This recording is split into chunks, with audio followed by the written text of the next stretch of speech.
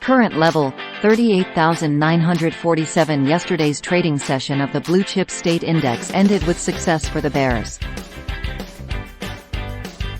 During the first hours of today's trading session, neither the bulls nor the bears managed to impose themselves on the market.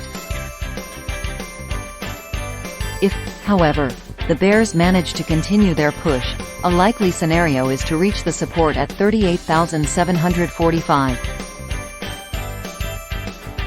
On the other hand, if the bulls manage to show their horns, we could see a recovery of yesterday's losses and them reaching the resistance at 39,156. During today's trading session, high volatility can be expected at 14:30 Central Europe time when the data on the US GDP will be published.